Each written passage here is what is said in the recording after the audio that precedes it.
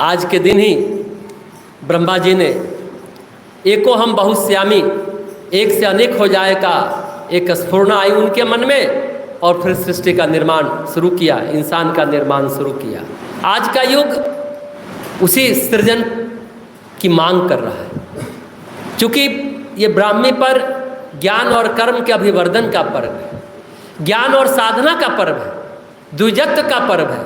दूसरा जन्म होगा द्विज, एक जन्म तो माँ के गर्भ से होता है और दूसरा जन्म गुरु के ज्ञान से होता है। जैसा कि हमने बताया, एको हम बहुश्यामी की ब्रह्म आकांक्षा का दिन, ज्ञान और कर्म के सम्मिश्रण से सृष्टि के सृजन का दिन, ऋषित्व के अभिवर्धन का दिन, द्विजत्व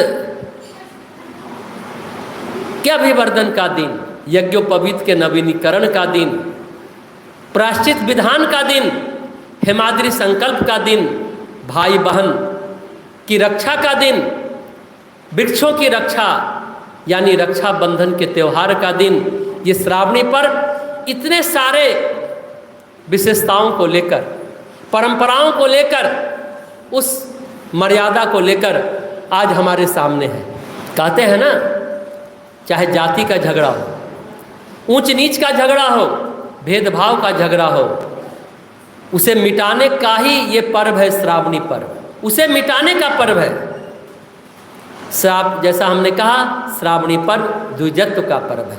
दूसरा जन्म होगा, पिछले जीवन के सारे पाप ताप साप अभिशाप या पिछले जीवन के अभी तक जो हमने जीवन जिया, जो पाप ताप साप किया है, उसका समूल नाश आज अभी पूजन के माध्यम से हम लोग करेंगे और एक नया जीवन आज से प्रारंभ करेंगे।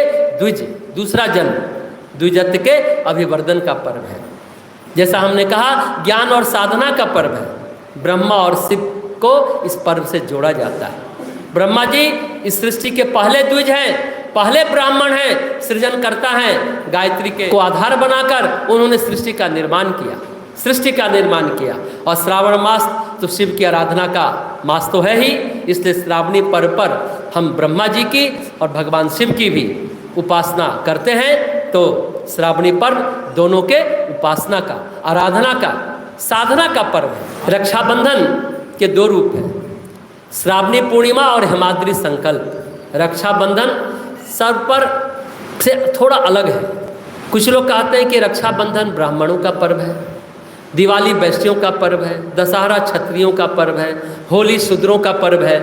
रक्षाबंधन में हम ब्रह्मत्व की ओर बढ़ते हैं, ब्रह्मा जी की ओर बढ़ते हैं, द्विजत्व की ओर बढ़ते हैं, सृजन की ओर बढ़ते हैं, ज्ञान की ओर बढ़ते हैं, साधना की ओर बढ़ते हैं और पर्यावरण की रक्षा की ओर भी बढ़ते हैं, बहनों की रक्षा की ओर भी बढ़ते हैं, जो आज इसकी नितांत आवश्यकता है। आज अगर हम रक्षाबंधन बना रहे हैं, जो भी मना रहे हैं, पेड़ पौधे की रक्षा करें और अपनी माताओं बहनों की भी रक्षा करें।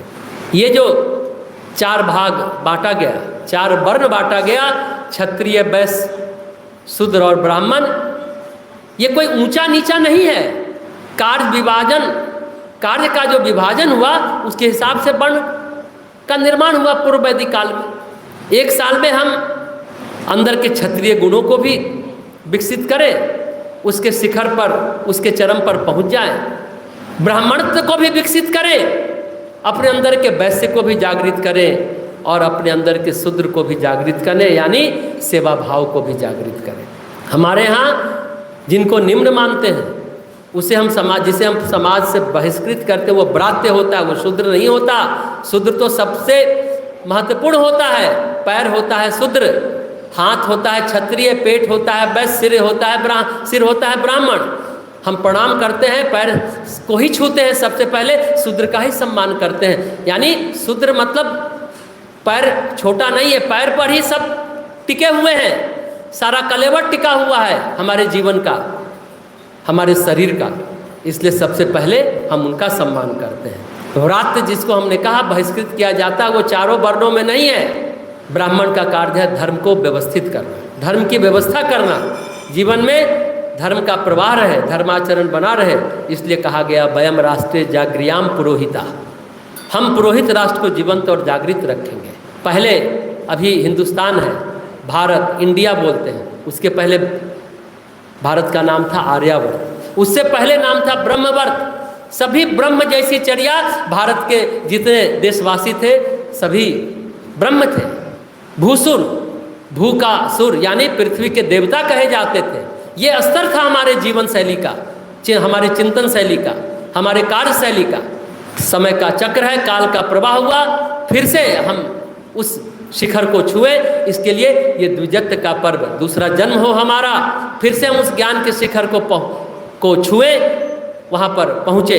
इसके लिए, इस काम को करने के लिए आज हम लोग श्रावणी पर्व मना रहे हैं। श्रावणी जैसा हमने कहा द्विजत्व का पर्व है। मनुष्य जीवन जो है, ये जीव हाड़ मांस से बना हुआ है। हमारा जीव शरीर जीवन जब प्राप्त होता है तो पशु की तरह आता है, पशु की तरह चलता, हरकत करता है। फिर हमें जीवन का प्रशिक्षण मिलता है, संसार को जानते हैं, हम सीखते हैं, उसमें ज्ञान का फिर उदय होता है, ज्ञान का उदय होता है। यही आचरण और यही संस्कार हमें पशुओं से अलग करता है। पशु और मनुष्य जो अलग करने की बात है, यही ज्ञान और आचरण है, व्यवहार है, चिंतन चरित्र व्यवहार है। जीवन का वो हिस्सा जो मनुष्य को पशु से अलग कर उसे विशेष बनाता है, उसे ही हम द्विजत्व कहते हैं, दूसरा जन्म कहते हैं। पशु में मर्यादा नहीं है, मनुष्य में मर्यादा है। हालांकि आज का मनुष्य भी नर पशु हो गया, नर पिशाच हो गया। कल भी हम लोग उसकी चर्चा कर रहे हैं। हैवान हो गया, लगता है आदमी के भेष में प्रेत घूम रहा है, जन्मांध है, कामांध है, मदांध है, उसे कुछ दिखता नहीं कौन कहाँ क्या है, कैसे हमें आचरण करना चाहिए। इसलिए श्रावणी पर्व मनाना आज और भी आवश्यक हो गया है। गायत्री को आधार बनाकर ब्रह्मा जी ने इस सृष्टि की रचना की। गायत्री मनुष्य जीवन की विचार चेतना है। गायत्री मनुष्य को विचारवान बनाता है, ज्ञानवान बनाता है, अनगर से सुगर बनाता है, प्राणवान बनाता है, विचारशील तो बनाता ही है, बनाता है। गायत्री मनुष्य को संस्कारवान भी बनाती है, गायत्री मनुष्य को आचरणवान बनाती है, गायत्री मनुष्य को आचार्य बनाती है। संस्कारवान जब होंगे तभी द्विज कहलाएंगे, विचारवान होने से विद्वान कहलाएंगे। गायत्री को सिर्फ विचार के रूप में ही नहीं, जो तत्व के रूप में जानता है, जानना शुरू करता है, मूल प्रकृति ईश्वर के रूप में जानता है, तो वह ऋषि कहलाता है। इसलिए आज का दिन ऋषित्व के अभिवर्धन का दिन है। तत्व के रूप में जो गायत्री को जानता है वो ऋषि बन जाता है। तो पहला चरण है विचारवान बनना, विद्वान बनना। दूसरा चरण है संस्कारवान बनना यानी द्विज बनना। तीसरा चरण है द्विज बनने के बाद ऋषि बनना। आप सोचेंगे अरे एक से कैसे हो जाता है, एक ही व्यक्ति कैसे ऐसे हो जाएगा। अरे हाई स्कूल पढ़ा, फिर इंटर पढ़ा, फिर आपने बीए किया, एमए किया, पीएचडी किया, डिलीट किया, एक ही व्यक्ति करता है ना, एक ही व्यक्ति सब काम करता है। इसी तरह से जीवन यात्रा का विकास क्रम चलता रहा।